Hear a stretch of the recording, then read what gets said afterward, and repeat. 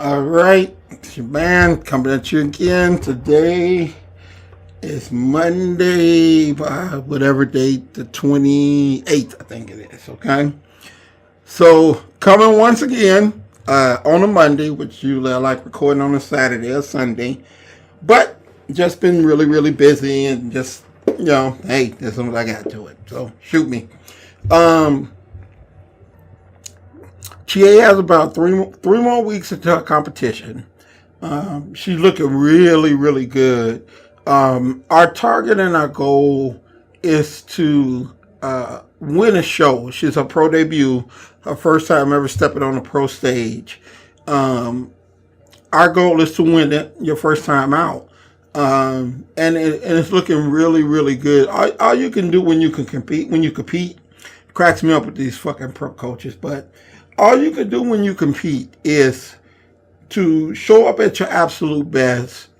By being a judge, I kind of understand how it's judged, what they're looking for. So what I try to do is give them exactly what they're looking for to put yourself in a position to be judged. Usually, if a professional show up, you can put yourself into the top three. You can make a run for the title. You can't win from 11th, 12th place. So my job in helping her is to try to show up top three contender, at least make that top three, and let the judges figure it out. You may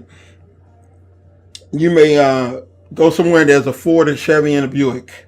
They may pick the Buick, and then you have people bitching and moaning, well, why they didn't pick the Chevy? Well, it's their choice. It don't mean, a Chevy or Ford is bad. It just meant that's what they chose that day for whatever reason they chose it. And for me, for doing it so long, you have to learn to respect that, because when I was judging, which I did for over 10 years, I got booed many a times. I got called many a name, and you don't know what the fuck you're doing, and you shouldn't be judging. Well, you get on up here and judge, and then, we'll see. But she has, I think, 3 more weeks from Friday. And we'll be in Atlanta. It'll be the Chicago Pro Show. And, we're just looking to make a statement of winning your first show out, first pro show on stage. I think she's very capable of doing it. It's just going to take a lot more work over these next 3 weeks. But I think we're on the right path. So anyway, that was, where we're at. She's definitely looking great. So my podcast today, what I want to focus on today is that I sometimes get asked or told, or Chie gets asked or told, people have a tendency to believe, well, if my husband or if my wife were into fitness like you two guys are, then it could probably be a better relationship, better thing. I'd get where I'm trying to go. And it's like, one thing people don't understand is that you have to be happy within first. In order to, nobody is responsible for making anybody happy. And if you're with someone and your criteria is for them to make you happy, it's never going to happen. You have to make yourself happy by becoming involved and doing the things that make you happy. When you get together within a relationship, that two become one, and that becomes a meeting of the road. One thing with me and Chie, we're together basically 24 hours a day. we work together, we ride together, we live together. If we go somewhere like, bodybuilding show, we do everything together. So we're basically together 24 hours a day. A lot of people say, oh, that would be great. Women, not so much. They don't want to see your ass 24 hours a day. That's why there's been so many divorces during this pandemic. You have to figure, most people get up at 6 in the morning. They leave out the door by 8. So they might get to see you an hour and a half, shower, eat breakfast, whatever. They get back home. 6 o'clock, 7 o'clock at night, eat dinner, go to bed. Okay, maybe watch TV for a little while. So in the course of a day, maybe you actually physically see them 4 to 5 hours a day. Okay. When you're with someone basically 24 hours a day, and we've been at that rate for 18 years, it is very, very difficult. It becomes very to where y'all don't get on each other's nerve. And a lot of people, they look at the relationship that we have where we run a business together, we run a household together, we raise kids together. And they think like, wow, there must be, no, we have problems just like everybody else, probably more so, because if you and your significant other are having problems that morning, you go to work, they go to work, and you ain't got to see them. Here, if we have a problem in the morning, we come to work, and she see me all day, I see her all day. We have to ride home together, we go home, and everybody's still mad at everybody. So it ain't as easy as people think it is. We do have a great relationship, but it's no different than other people's relationship. When the pandemic hit and everybody was quarantined, everybody had to stay at home, they said we have one of the highest divorce rates that we've had in years. Why? Because you seen them motherfucker every day and they got on your goddamn nerve, and you forgot just how much they get on your damn nerve. And it led to this spike in divorce. That's the one that didn't lead to more child abuse cases, because I know they were getting on your nerve too. But more or less, the significant other, the spouse, you're spending more time with them. They're leaving the top off the toothpaste more. They're leaving their dirty socks out more. They're leaving clothes everywhere. You're not used to that because they're not home as much. So it's just really, and if you really think about it in life, it's not the big things that pisses you off about your spouse. It's the little things, you know what I mean? I could drive chie crazy just by losing the top to the toothpaste, drive her nuts. She hate it. Just like I hate going throughout it's like, and this is the thing. Okay, women. You got 10 pair of shoes in the car. You got 10 pair of shoes downstairs in the kitchen.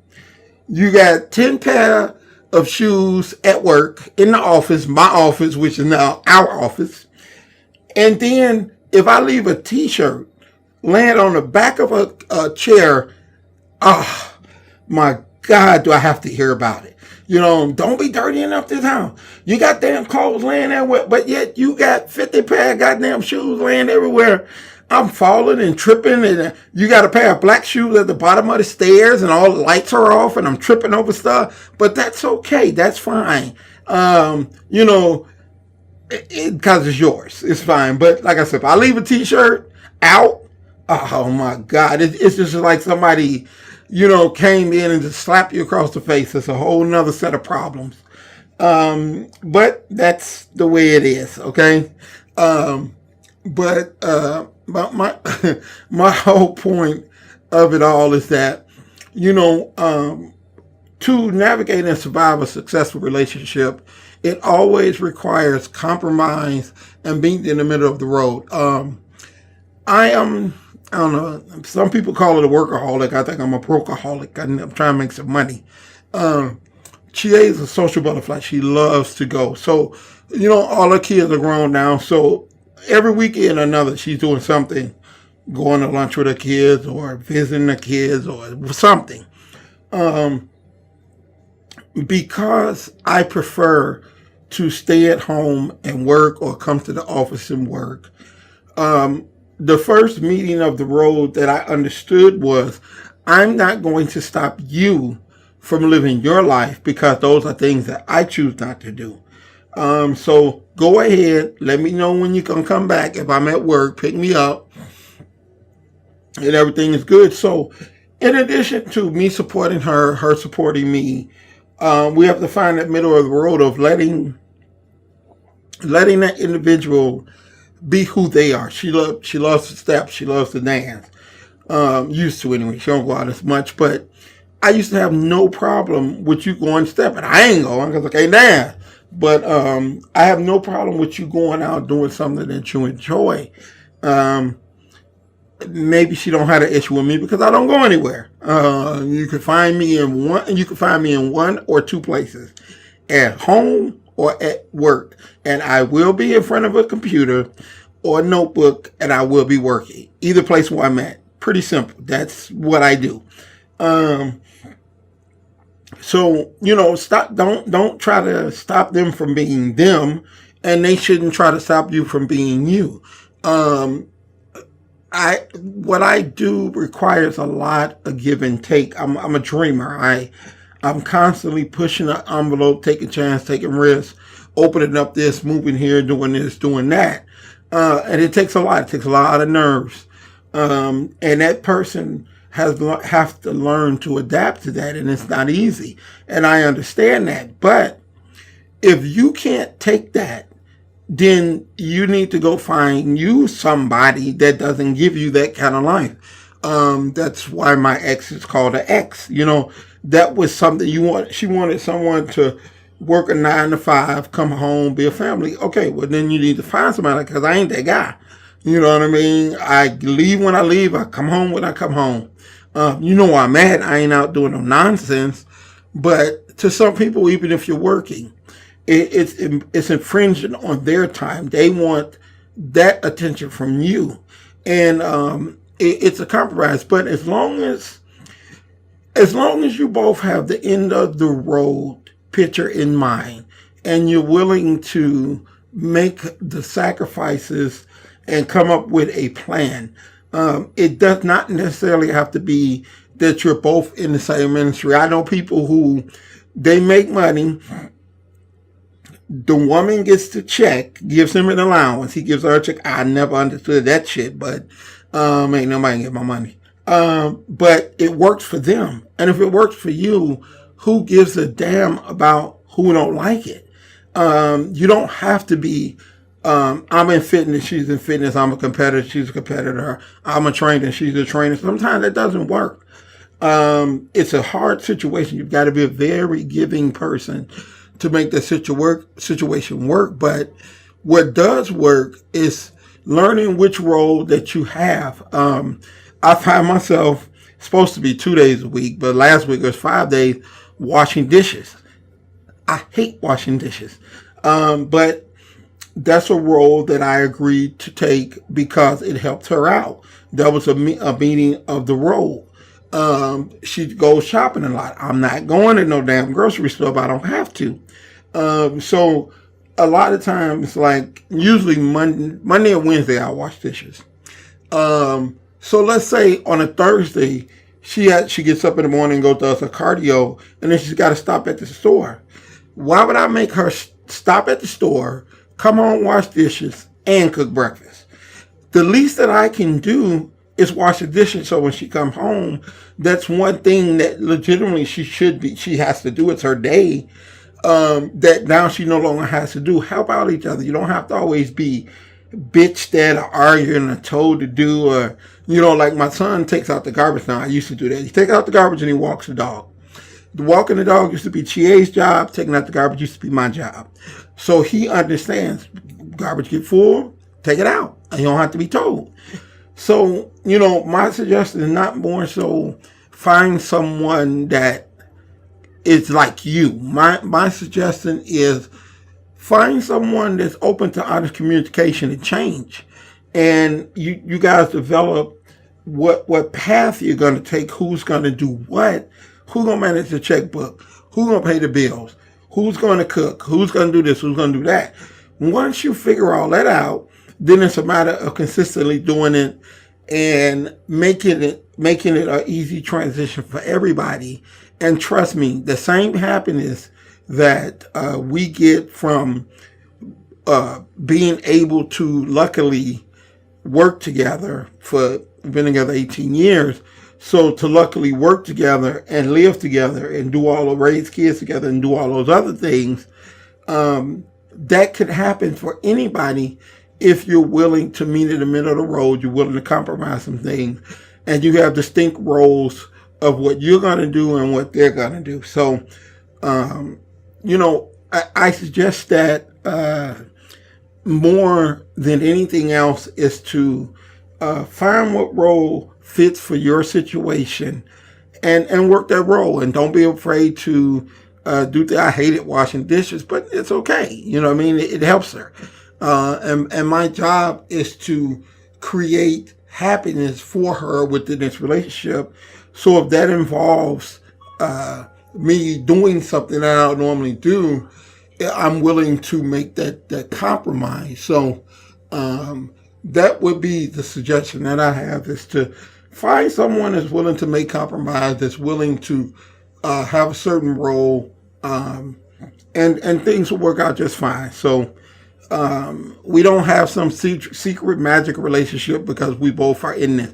She was doing it before she met me. I was doing it before I met her. So we found internal happiness first, and through the same thing I'm telling you: honesty, communication, meeting in the middle of the road, compromise. We had to do all those things, and it works when it works, and we argue and all those other things like everybody else. We ain't no different. So people look at that and they think, well, it would help more. I could be in better shape. No, I was in shape, competing, winning things before I ever met her. Same for her. Okay, so that's not the key. The key is compromise, honest communication. So until next week, this is your man, Sir-Earl. I'm not going to try to promise that I'm going to have this done before Monday. Now it is what it is. All right. So until next week, I am going to do these every week like I've been doing. So until next week, this is your man, Sir-Earl, checking out. And I'm saying, hey, compromise. Peace.